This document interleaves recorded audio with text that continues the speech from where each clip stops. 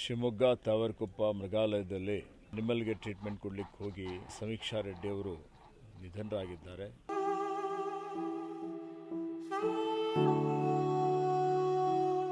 ಪರಿಹಾರ 30 ಲಕ್ಷ ಕೊಡಬೇಕು ಅಂತ ಚೆಕ್ಕನ್ನು ತೆಗೆದುಕೊಂಡು ಬಂದಿದ್ದೇವೆ. ಪರಿವಾರದವರು ಈ ಪರಿಹಾರ ನೀವು ಅವರ ಸ್ಮರಣಾರ್ಥ ಏನು ಮಾಡಬೇಕಂತೀರಿ ಅದಕ್ಕೆ ಉಪಯೋಗ ಮಾಡಿಕೊಳ್ಳಬೇಕು ಅನ್ನುವಂಥ ಒಂದು ಸಲಹೆಯನ್ನು ಕೊಟ್ಟಿದ್ದಾರೆ. ಇವತ್ತು ಇಷ್ಟೆಲ್ಲ ನೋವಿನಲ್ಲಿದ್ದರೂ ಅವರು ನಮಗೆ ಭಾಳಷ್ಟು ಸಲಹೆಗಳನ್ನು ಕೊಟ್ಟಿದ್ದಾರೆ. ಮುಂದೆ ಈ ರೀತಿಯ ಘಟನಾವಳಿಗಳು ಯಾವುದೇ ರೀತಿಯಲ್ಲಿ ಆಗಬಾರ್ದು, ವಿಶೇಷವಾಗಿ ಮಹಿಳೆಯರಿಗೆ ಅಲ್ಲಿ ರಕ್ಷಣೆ ಸುರಕ್ಷತೆ ಕೊಡಬೇಕು ಅನ್ನೋಂಥದ್ರ ಬಗ್ಗೆ. ಅಳಿವಿನಂಚಿನಲ್ಲಿರುವಂತಹ ವನ್ಯಜೀವಿಗಳ ರಕ್ಷಣೆಗೆ ಸಾವಿರಾರು ಕೋಟಿ ರೂಗಳನ್ನ ಸರ್ಕಾರಗಳು ಖರ್ಚು ಮಾಡುತ್ತೆ ಮತ್ತು ಅವುಗಳ ರಕ್ಷಣೆಗಾಗಿ ವಿಶೇಷವಾದಂತಹ ಪಾಲನೆಗೆ ಕೂಡ ಒಂದಷ್ಟು ಅಧಿಕಾರಿಗಳನ್ನ ಒಂದಷ್ಟು ಸಿಬ್ಬಂದಿಯನ್ನು ಕೂಡ ನೇಮಕ ಮಾಡುತ್ತೆ. ವನ್ಯಜೀವಿಗಳು ಯಾವಾಗ ಯಾವ ರೀತಿಯಾಗಿ ವರ್ತಿಸ್ತಾವೆ ಅನ್ನುವಂಥದ್ದು ಊಹಿಸುವುದು ಕೂಡ ತುಂಬಾ ಕಷ್ಟಕರವಾಗಿರುತ್ತೆ. ಅಪಾಯದಲ್ಲಿಯೇ ಅಥವಾ ಅತ್ಯಂತ ಅಪಾಯದ ಸ್ಥಿತಿಯಲ್ಲಿಯೇ ನಾವು ಕೆಲಸವನ್ನ ಮಾಡಬೇಕಾಗತ್ತೆ. ವನ್ಯಜೀವಿಗಳು ವಿಶೇಷವಾಗಿ ಮರಿಗಳನ್ನು ಹಾಕಿದಂತ ಸಂದರ್ಭದಲ್ಲಿ ಅತಿ ಹೆಚ್ಚು ಜಾಗರೂಕತೆಯಿಂದ ಸಿಬ್ಬಂದಿ ಇರ್ತಾರೆ ಮತ್ತು ಅಧಿಕಾರಿಗಳು ಕೂಡ ಆ ಸಿಬ್ಬಂದಿಗಳಿಗೆ ಒಂದಷ್ಟು ತರಬೇತಿಯನ್ನು ಕೂಡ ಕೊಟ್ಟಿರ್ತಾರೆ. ಅದರಲ್ಲೂ ಕೂಡ ವಿಶೇಷವಾಗಿ ನೀರಾನೆ, ಕಾಡಾನೆಗಳು ಅಥವಾ ಹುಲಿ, ಚಿರತೆಗಳು ಮರಿಗಳನ್ನ ಹಾಕಿದಂತ ಸಂದರ್ಭದಲ್ಲಿ, ಅದರಲ್ಲೂ ರಾತ್ರಿ ವೇಳೆ ಮರಿಗಳನ್ನ ಹಾಕಿದಾಗ ಅತಿ ಹೆಚ್ಚು ಅಪಾಯಕಾರಿ.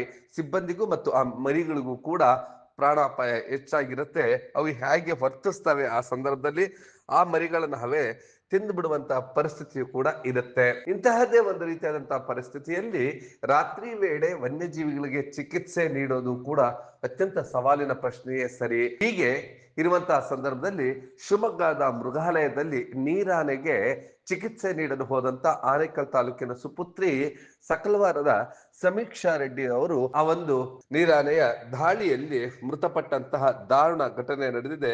ಇದರಿಂದಾಗಿ ಈಗ ಆ ಒಂದು ಕುಟುಂಬದಲ್ಲಿ ಸೂತಕದ ವಾತಾವರಣ ನಿರ್ಮಾಣವಾಗಿದೆ. ಈ ಒಂದು ಕುಟುಂಬಕ್ಕೆ ಸಾಂತ್ವನವನ್ನ ಹೇಳಲು ಖುದ್ದು ಅರಣ್ಯ ಸಚಿವರು ಮತ್ತು ಅಧಿಕಾರಿಗಳು ಆಗಮಿಸಿದ್ದರು.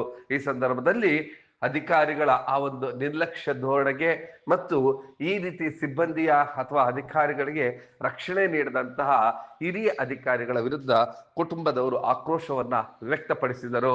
ಹಾಗೆಯೇ ಆ ಒಂದು ಕುಟುಂಬಕ್ಕೆ ಸಮೀಕ್ಷಾ ರೆಡ್ಡಿರವರಿಗೆ ಪರಿಹಾರವನ್ನ ನೀಡಲು ಹೋದಾಗ ಆ ಕುಟುಂಬ ಆ ಒಂದು ಪರಿಹಾರವನ್ನ ತೆಗೆದುಕೊಳ್ಳಲು ನಿರಾಕರಿಸಿತು.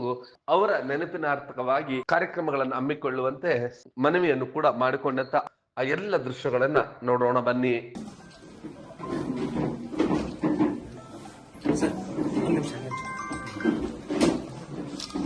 ಬಂದಿದ್ರು ಬಹಳ ಒಂದು ರೀತಿಯಲ್ಲಿ ಬಹಳ ನೋವಾಯ್ತು ದುರ್ಘಟನೆ.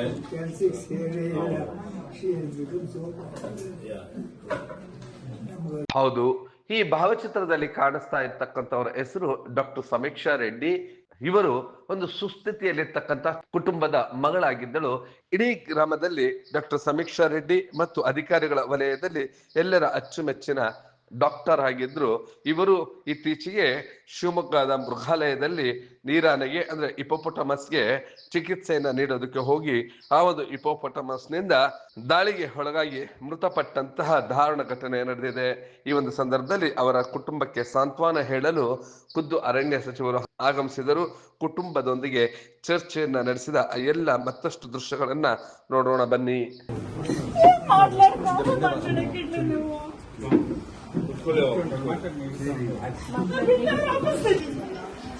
ನಮಗೆಲ್ಲ ಶಾಕ್ ಆಗಿದೆ, ಬಹಳ ದುಃಖ ಆಗಿದೆ, ಬಹಳ ನೋವಾಗಿದೆ.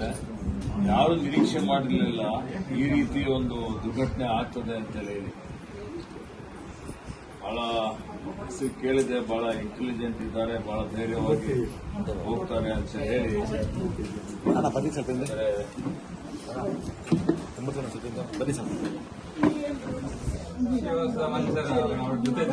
ನೀವಿದ್ದೀರ ಅವತ್ತು? ಇಲ್ಲ, ಅವತ್ತೆಲ್ಲ ಈಗ ರಜಾ ಇರ್ತಾರೆ ನಿಮಗೆ. ಏನಾಯ್ತು ನಮಗೆ ಫೋನ್ ಮಾಡಿ ನಾವು ಬಂದು ಮೀಟ್ ಮಾಡ್ತೀವಿ. ತನಿಖೆ ಏನಾಯ್ತು ಏನಿಲ್ಲ ಆ ವರದಿ ನಿಮ್ಗೆ ಕಳಿಸ್ತೀವಿ.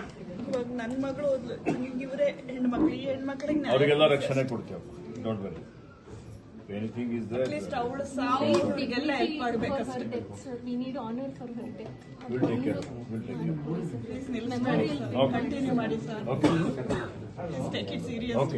ಪರಿಹಾರ 30 ಲಕ್ಷ ಕೊಡಬೇಕು ಅಂತ ಚೆಕ್ಕನ್ನು ತೆಗೆದುಕೊಂಡು ಬಂದಿದ್ದೇವೆ. ಪರಿವಾರದವರು ಈ ಪರಿಹಾರ ನೀವು ಅವರ ಸ್ಮರಣಾರ್ಥ ಏನು ಮಾಡಬೇಕಂತೀರಿ ಅದಕ್ಕೆ ಉಪಯೋಗ ಮಾಡಿಕೊಳ್ಳಬೇಕು ಅನ್ನುವಂಥ ಒಂದು ಸಲಹೆಯನ್ನು ಕೊಟ್ಟಿದ್ದಾರೆ.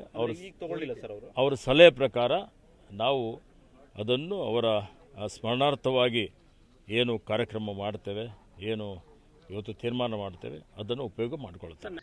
ಈ ಸಂದರ್ಭದಲ್ಲಿ ಕುಟುಂಬಸ್ಥರು ಒಂದಷ್ಟು ಆಕ್ರೋಶವನ್ನ ವ್ಯಕ್ತಪಡಿಸಿದರು. ಸಚಿವರ ಜೊತೆ ಮಾತುಕತೆಯನ್ನ ನಡೆಸಿದರು. ಸಚಿವರು 30 ಲಕ್ಷ ರೂಗಳ ಚೆಕ್ ಅನ್ನ ನೀಡೋದಕ್ಕೆ ಅಂದ್ರೆ ಪರಿಹಾರವನ್ನ ನೀಡೋದಕ್ಕೆ ಬಂದಾಗ ಆ ಒಂದು ಪರಿಹಾರವನ್ನ ಕುಟುಂಬದವರು ನಿರಾಕರಿಸಿ ನಮ್ಗೆ ಇದರ ಅಗತ್ಯ ಇಲ್ಲ, ನಮ್ಮ ಮಗಳೇ ಹೋದ್ಮೇಲೆ ನಮ್ಗೆ ಹಣ ಬೇಕಾಗಿಲ್ಲ ಅಂತ ಹೇಳಿ ನಿರಾಕರಿಸಿದರು. ಅವರ ಹೆಸರಿನಲ್ಲಿ ಅಂದ್ರೆ ಡಾಕ್ಟರ್ ಸಮೀಕ್ಷಾ ರೆಡ್ಡಿರವರ ಹೆಸರಿನಲ್ಲಿ ಕಾರ್ಯಕ್ರಮಗಳನ್ನು ಹಮ್ಮಿಕೊಳ್ಳುವಂತೆ ಅವರು ಸಲಹೆಯನ್ನು ಕೂಡ ನೀಡಿದರು. ಇನ್ನು ಮುಂದೆ ಬರುವಂತಹ ವೈದ್ಯರುಗಳಿಗೆ ಅಥವಾ ಸಿಬ್ಬಂದಿಗೆ ಒಂದಷ್ಟು ರಕ್ಷಣೆ ನೀಡುವಂತಹ ನಿಟ್ಟಿನಲ್ಲಿ ಕ್ರಮಗಳನ್ನ ತೆಗೆದುಕೊಳ್ಳೋದಕ್ಕೂ ಕೂಡ ಸಲಹೆಯನ್ನ ನೀಡಿದ್ದಾರೆ. ಇನ್ನಷ್ಟು ದೃಶ್ಯಗಳನ್ನ ನೋಡ್ತಾ ಈ ಸಂದರ್ಭದಲ್ಲಿ ಅರಣ್ಯ ಸಚಿವರು ಏನ್ ಮಾತನಾಡಿದ್ರು ನೋಡೋಣ ಬನ್ನಿ. ಶಿವಮೊಗ್ಗ ತಾವರ್ಕೊಪ್ಪ ಮೃಗಾಲಯದಲ್ಲಿ ನಿಮ್ಮಲ್ಗೆ ಟ್ರೀಟ್ಮೆಂಟ್ ಕೊಡ್ಲಿಕ್ಕೆ ಹೋಗಿ ಸಮೀಕ್ಷಾ ರೆಡ್ಡಿ ಅವರು ನಿಧನರಾಗಿದ್ದಾರೆ. ಆ ಒಂದು ಪ್ರಾಣಿಯ ದಾಳಿಯಿಂದ ಭಾಳ ಅತ್ಯಂತ ನೋವಿನ ಸಂಗತಿ ಆಗಿದೆ, ಅತ್ಯಂತ ದುಃಖದ ಸಂಗತಿ ಆಗಿದೆ. ಈ ಸಮಯದಲ್ಲಿ ಸರ್ಕಾರ ಪರಿವಾರ ಜೊತೆಯಲ್ಲಿದೆ. ಅವರ ನೋವಿನಲ್ಲಿ ನಾವೆಲ್ಲ ಭಾಗಿಯಾಗಿದ್ದೇವೆ. ಅವರಿಗೆ ಶ್ರದ್ಧಾಂಜಲಿಯನ್ನು ಅರ್ಪಿಸಲಿಕ್ಕೆ ನಾನು ಇವತ್ತು ಬಂದಿದ್ದೇನೆ. ಅವರ ತಂದೆ ತಾಯಿಗಳಿಗೆ ಭೇಟಿಯಾಗಿದ್ದೇನೆ. ಧ್ರುವ ರೆಡ್ಡಿಯವರು ಮತ್ತು ಶೈಲಜಾ ರೆಡ್ಡಿಯವರು ಭಾಳ ದುಃಖದಲ್ಲಿದ್ದಾರೆ. ಈ ಕುಟುಂಬ ಯಾವತ್ತಿಗೂ ರಾಜ್ಯದ ಒಂದು ಏಳಿಗೆಗಾಗಿ ಭಾಳಷ್ಟು ಅವರು ಸರ್ಕಾರಿ ನೌಕರರಾಗಿ ಸೇವೆ ಮಾಡಿದ್ದಾರೆ. ಅವರು ತಂದೆಯವರು ಅವರು ಸುಮಾರು 90 ವರ್ಷ ವಯಸ್ಸಾಗಿದೆ, 99 ವರ್ಷ. ಈ 99 ವರ್ಷದ ವಯಸ್ಸಿನಲ್ಲಿಯೂ ಸಹಿತ ಅವರು ಇವತ್ತು ಸರ್ಕಾರದ ಬಗ್ಗೆ ಜನರ ಬಗ್ಗೆ ಅತ್ಯಂತ ಕಳಕಳಿಯನ್ನು ಇಟ್ಟುಕೊಂಡಿದ್ದಾರೆ. ಇವತ್ತು ಈ ಒಂದು ಪರಿವಾರಕ್ಕೆ ಈ ರೀತಿಯಲ್ಲಿ ನೋವು ಕೊಡುವಂಥದ್ದು ಇದು ಭಾಳ ಅನ್ಯಾಯದ ಒಂದು ಪರಮಾವಧಿ ಅಂತ ಹೇಳಿ ನಾನು ತಿಳಿದುಕೊಂಡಿದ್ದೇನೆ. ಇವತ್ತು ಇಷ್ಟೆಲ್ಲ ನೋವಿನಲ್ಲಿದ್ದರೂ ಅವರು ನಮಗೆ ಭಾಳಷ್ಟು ಸಲಹೆಗಳನ್ನು ಕೊಟ್ಟಿದ್ದಾರೆ. ಭಾಳಷ್ಟು ಅಲ್ಲಿರುವಂಥ ಏನು ವೆಟರ್ನೇರಿಯನ್ಸ್ ಇದ್ದಾರೆ, ವೈದ್ಯರಿದ್ದಾರೆ, ಅವರ ಸಮಸ್ಯೆಗಳೇನಿದ್ದಾವೆ, ಜೂದಲ್ಲಿ SOP ಮಾಡುವಂಥದ್ದರ ಬಗ್ಗೆ ಮತ್ತು ನಿಯಮಾವಳಿಗಳನ್ನು ಕಟ್ಟುನಿಟ್ಟಾಗಿ ಪಾಲನೆ ಮಾಡುವಂಥದ್ದರ ಬಗ್ಗೆ, ಸಿಬ್ಬಂದಿಯವರಿಗೆ ಹೆಚ್ಚಿಸುವುದರ ಬಗ್ಗೆ ಮತ್ತು ಇತರ ವಿಷಯಗಳ ಬಗ್ಗೆ. ಏನು ಸಮೀಕ್ಷಾ ರೆಡ್ಡಿ ಅವರಿಗೆ ಏನು ಪ್ರಾಣಿಗಳ ಬಗ್ಗೆ ಎಷ್ಟೊಂದು ಕಳಕಳಿ ಇತ್ತು ಆ ಒಬ್ಬ ಅಧಿಕಾರಿಗೆ ಅಂತ ಹೇಳಿದರೆ ನನಗೆ ಆಶ್ಚರ್ಯ ಆಗ್ತದೆ. ಇವತ್ತು ನಮ್ಮಲ್ಲಿರುವಂಥ ಏನು ಲೇಪಾಡ್ ಇದೆ, ಚಿರತೆ ಇದೆ, ಚಿರತೆ ಇವತ್ತು ಅದಕ್ಕೆ ಚಿಕಿತ್ಸೆ ಕೊಡುವಂಥ ಸಂದರ್ಭದಲ್ಲಿ ಗಾಯಗಳಾಗಿದ್ದಂಥ ಸಂದರ್ಭದಲ್ಲಿ ಸಮೀಕ್ಷಾ ರೆಡ್ಡಿ ವೈಯಕ್ತಿಕವಾಗಿ ಹೋಗಿ ಇವತ್ತು ಕಳಕಳಿಯನ್ನು ಇಟ್ಕೊಂಡು ಚಿರತೆಗೆ ಚಿಕಿತ್ಸೆ ಕೊಟ್ಟಂಥದ್ದು ಆ ಭಾಗದ ಜನ ಇವತ್ತಿಗೂ ನೆನಪಿಸ್ಕೊಳ್ತಾರೆ. ಇವತ್ತು ಒಂದು ಮಾತು ಹೇಳ್ಬೋದು ನಾವು, ಅವರು ಅತ್ಯಂತ ಉತ್ಸಾಹದಿಂದ ಹುಮ್ಮಸ್ಸಿನಿಂದ ಸೇವೆಯನ್ನು ಮಾಡಿದ್ದಾರೆ. ಮತ್ತು ಇವತ್ತು ಅವತ್ತು ಸಹಿತ ಯಾರಿಗೂ ಗೊತ್ತಾಗೋದಿಲ್ಲ, ಅವರು ಹೋಗಿ ಒಂದು ಪ್ರಾಣಿಗೆ ಚಿಕಿತ್ಸೆ ಕೊಡಲಿಕ್ಕೆ ಹೋಗಿದ್ದಾರೆ. ಈ ಒಂದು ದುರಂತ ಆಗಿದೆ. ಹೀಗಾಗಿ ಅವರ ಸಾವು, ಅವರೇನು ಹುತಾತ್ಮರಾಗಿದ್ದಾರೆ ಇವತ್ತು ಅದು ಸುಮ್ಮನೆ ಹೋಗೋದಿಲ್ಲ.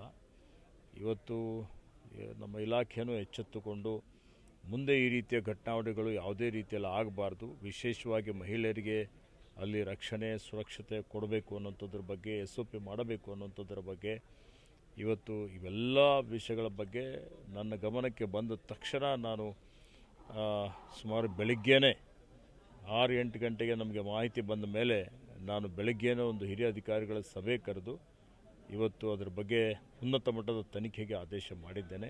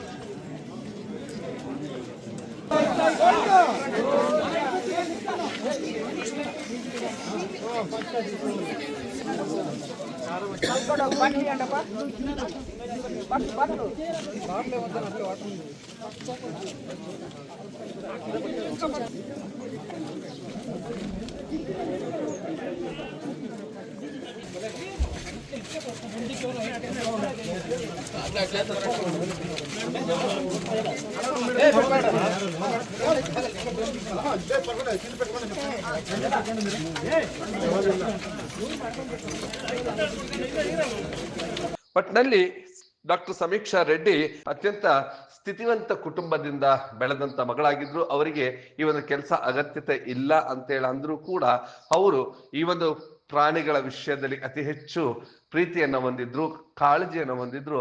ಹಾಗಾಗಿ ಇವತ್ತು ಅದೇ ಪ್ರಾಣಿಗಳಿಂದಲೇ ತಮ್ಮ ಜೀವವನ್ನ ಕಳೆದುಕೊಳ್ಳುವಂತ ಸ್ಥಿತಿ ಬಂದಿದ್ದಾಯ್ತು.